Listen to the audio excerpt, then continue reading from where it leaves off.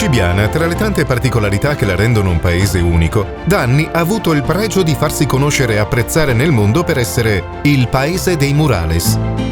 Da un'intuizione di Osvaldo da Col, trovando consenso e appoggio unanime, nell'ormai lontano 1980, è stata inaugurata una stagione di rinascita, grazie all'indiscutibile livello degli artisti che hanno generosamente offerto la loro opera, facendo di Cibiana una mostra a cielo aperto.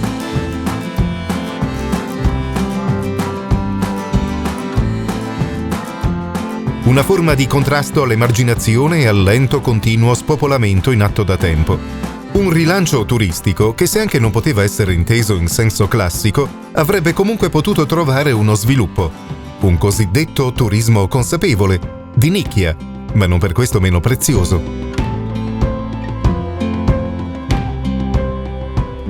I murales di Cibiana rappresentano artisticamente la storia, le tradizioni, i personaggi che fanno parte della memoria collettiva, con una coerenza anche relativamente alle case e agli angoli del paese e nei diversi borghi, dove certe vicende umane si sono effettivamente svolte, facendone riecheggiare i valori per una consapevolezza futura, valori di semplicità e saggezza, che al giorno d'oggi sono come perle preziose.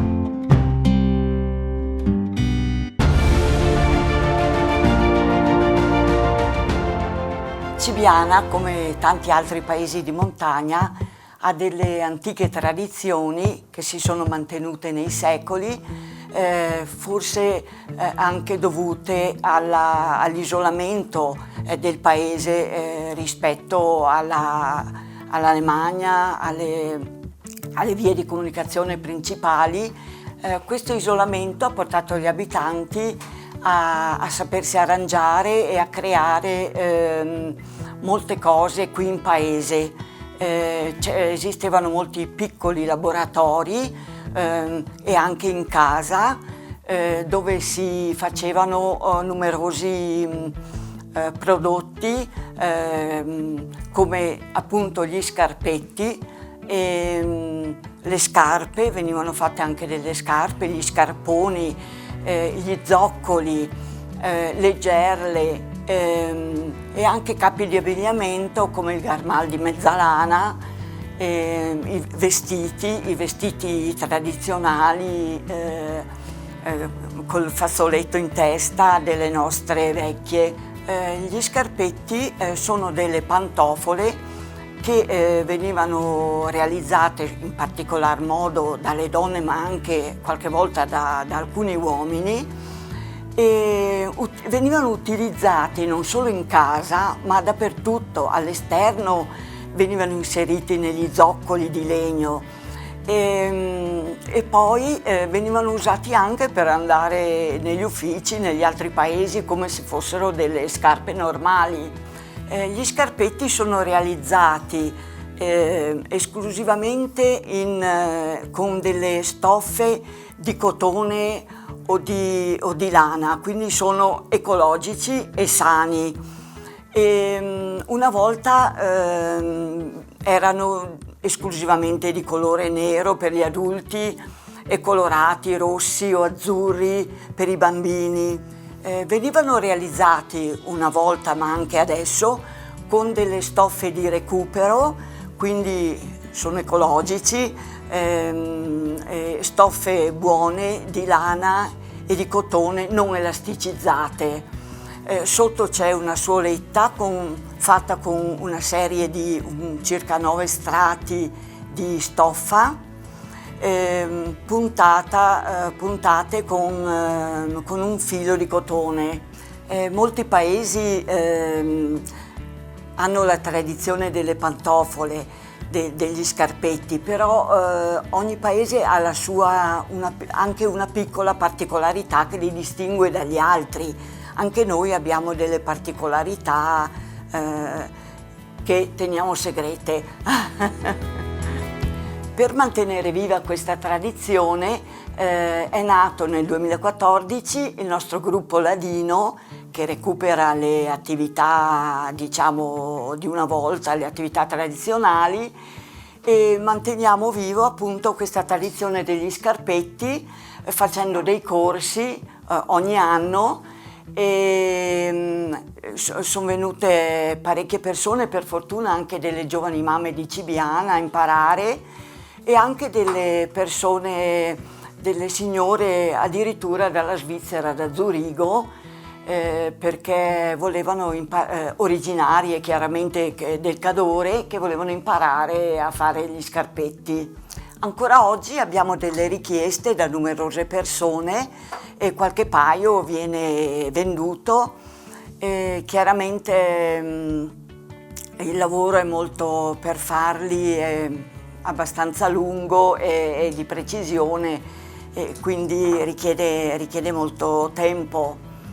Abbiamo avuto l'onore negli anni passati anche di offrire un paio di scarpetti al Papa Giovanni Paolo II e al politico Andreotti. Oltre alla tradizione degli scarpetti, c'erano altre tradizioni importanti in paese, visto l'isolamento in cui versava il paese, come per esempio l'attività sartoriale, di cui ci parla anche il murales di Maria Sarta.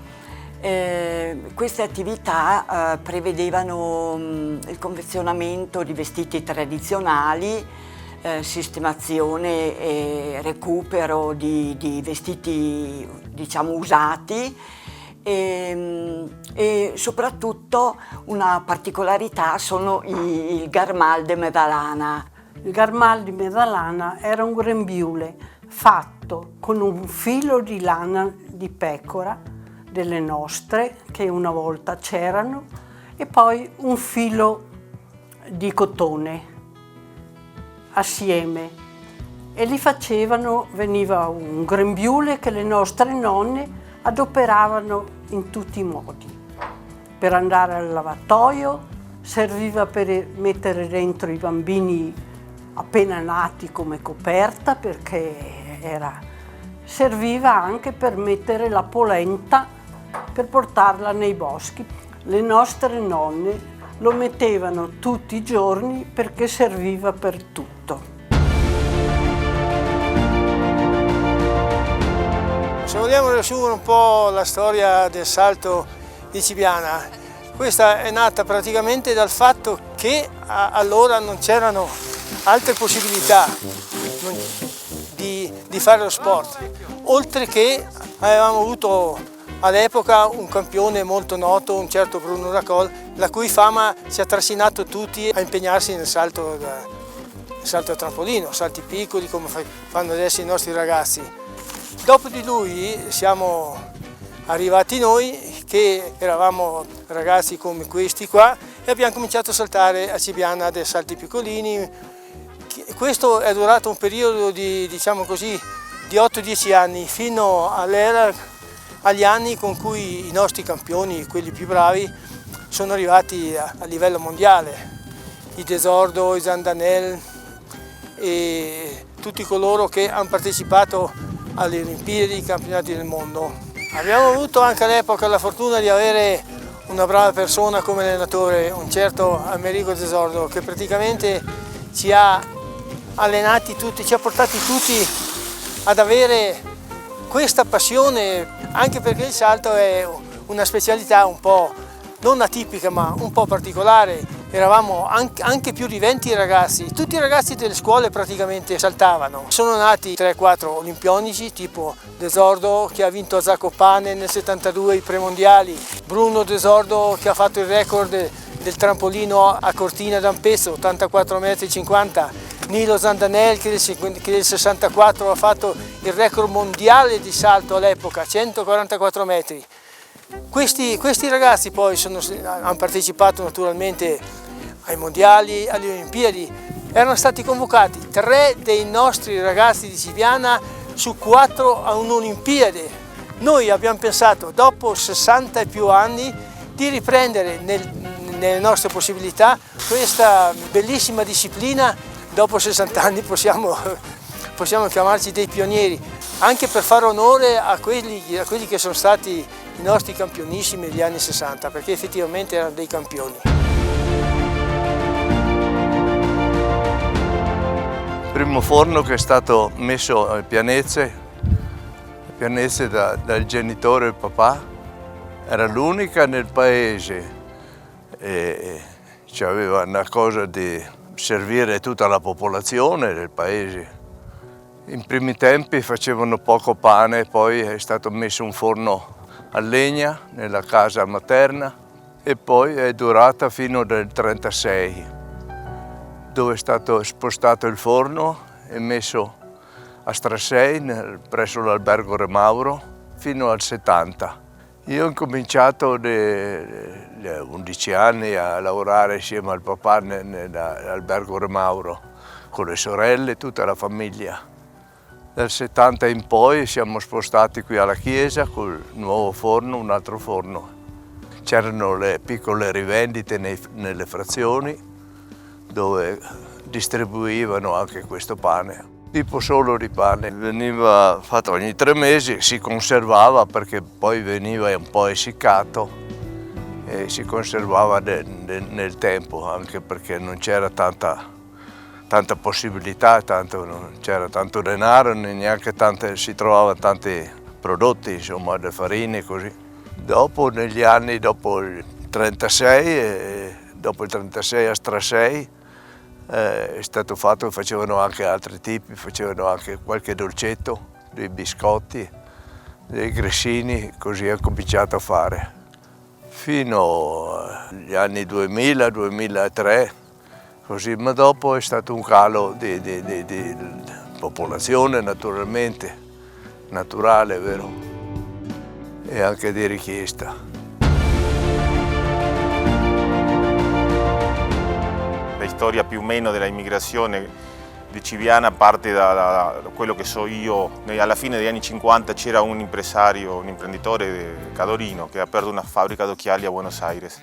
E si è portato tutta questa manciata di ragazzi di qua, che tra l'altro c'era Guillermo che abitava in questa casa.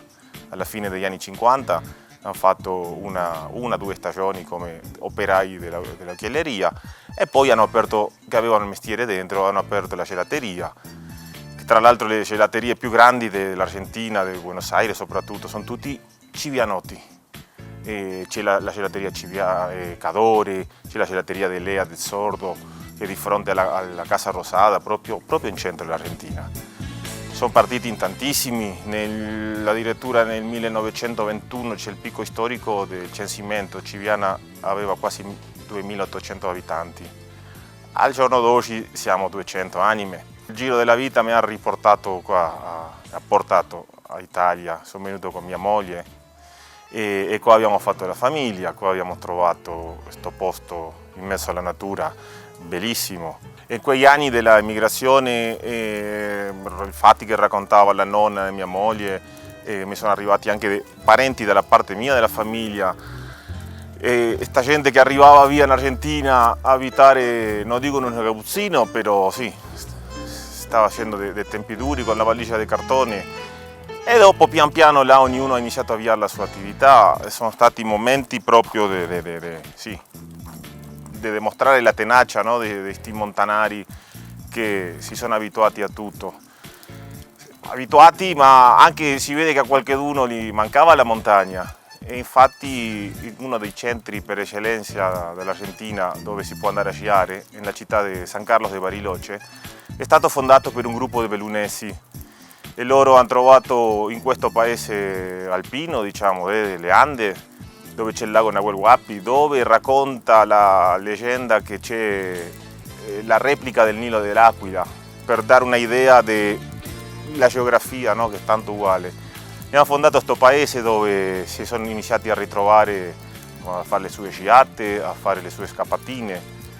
C'è stata dal mio punto di vista, due migrazioni. Quelli che hanno girato qua dentro Germania, per la Francia, e quelli che sono andati verso le Americhe, verso l'Australia. Chi era qua in Europa, diciamo, o in inverno ha tornato sempre a casa sua e andava a lavorare e tornava. E invece quelli che sono andati verso le Americhe hanno lasciato tutto qua e pochi sono tornati. E loro in quella lontananza hanno sempre saputo stare vicino. Quando c'erano le feste, delle nozze o la Cresima, erano tutti, ad esempio, io vedo le fotografie delle nozze del mio suocero, c'erano tutti quelli di Civiana, Buenos Aires, erano tutti là in questo evento, o una Cresima o un battesimo, erano tutta una gran famiglia all'estero. E alla fine degli anni 90 la nonna di mia moglie sentiva tanto la mancanza di Civiana che già avendo rimasta vedova è tornata qua. Per quel motivo mia moglie, no, la sua nipote, ogni tanto ha iniziato a venire a trovare sua nonna. Ha fatto anche lei una stagione in Germania e dopo la nonna è andata in casa di riposo e quando noi eravamo appena sposati c'è stato un gran periodo di crisi in Argentina e subito lei ha capito che voleva tornare alle sue radici, voleva tornare a vivere nella casa del suo padre. Nei primi 2000 c'è stato un crack nella via a Buenos Aires, un gran periodo buio, come tutti quelli che sappiamo avere noi argentini. In quel momento ha sentito mia moglie che era ora di provare il viaggio contrario che aveva fatto la sua famiglia. Così che abbiamo preso la nostra valigia di cartone e siamo partiti verso l'Italia. Un tipo di migrazione è quella che devi andare via, perché non c'è. Qua in quel momento, in quegli anni, il dopoguerra, era duro, qua non c'era. Se non avevi la gallina, se non avevi la mucca, non avevi il latte. In questo periodo più moderno c'è ad esempio quella che abbiamo fatto noi, che è stata una migrazione un po' più all'avventura, un po' più alla scoperta, a ritrovare, a vedere cosa c'era di là.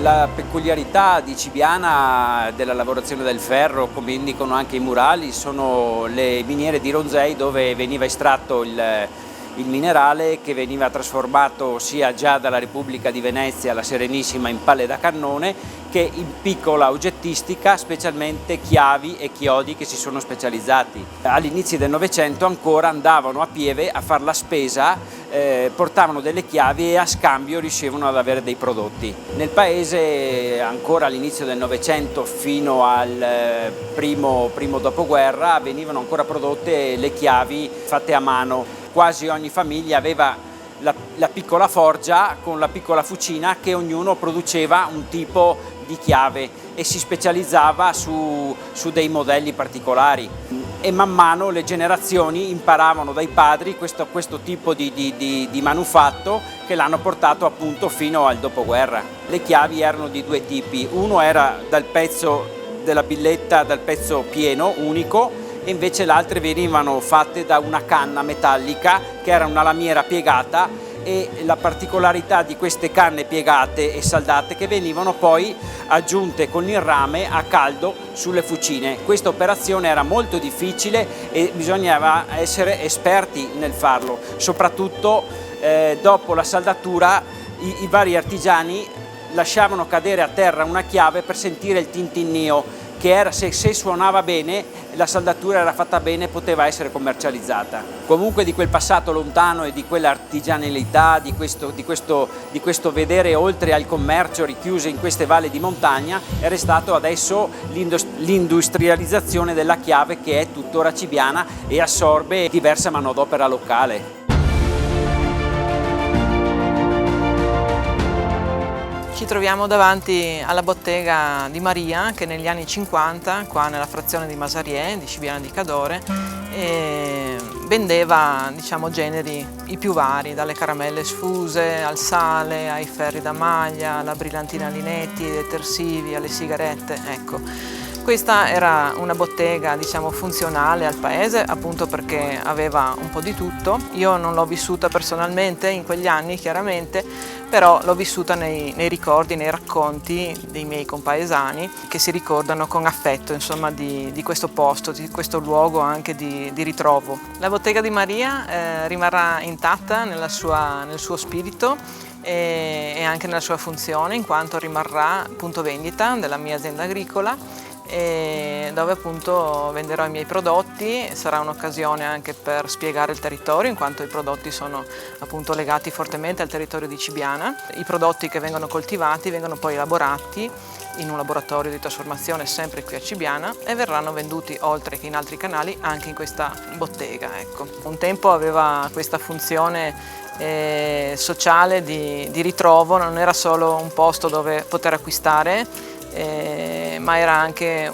un punto di ritrovo in un paese così piccolo, così lontano, insomma, dalle vie principali. Ecco, era molto importante la presenza di questi punti, ed è importante anche secondo me il fatto di non perdere questo patrimonio e di farlo rivivere. Ecco, come verrà fatto rivivere attraverso appunto il mantenimento di questo senso di bottega, di accoglienza, di valorizzazione dei prodotti locali, che sono tutti prodotti che non si troveranno mai nella grande distribuzione, negli ipermercati. Ecco, sono prodotti che hanno il valore aggiunto di raccontare una storia e di raccontare la storia di un territorio. Tutti i paesi di montagna hanno il testone, ci sono le diverse misure e ogni paese li fa in modo diverso. Qui a Cibiana li fanno in un modo abbastanza comodo, perché si può appoggiare in qualsiasi posto per terra e non si rovescia. Nelle altre parti, ad esempio in Zoldo, devi avere un cavalletto con 3 piedi per portarlo, caricarlo, poi lo metti all'altezza giusta per partire col carico. Viene costruito alla base con legno di acero che sia leggero e robusto. Poi di sopra lantana, è una piantina che cresce qua un po' dappertutto, che fa dei frutti che non si possono mangiare, fruttini neri. È molto robusta e si può piegare in tutte le maniere, perché deve essere intrecciato. E poi i bordi di sopra sono fatti addirittura con i ramoscelli più sottili, e poi hanno le cinghie che vanno sulle spalle di stoffa robusta. Caricavano addirittura 50 kg, infilavano dentro 2 legni più lunghi, no? Facevo come la sponda più grande, no? Per caricare sopra addirittura. Fuori a Dobbiea a caricare il carbone vegetale addirittura con 50 kg. E poi andavano su in cima alle officine, erano su a Pianezza e su in alto.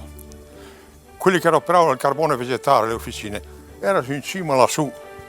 Puoi immaginare la fatica che facevano. Era comodissimo, era l'attrezzo più usato in questi paesi qua.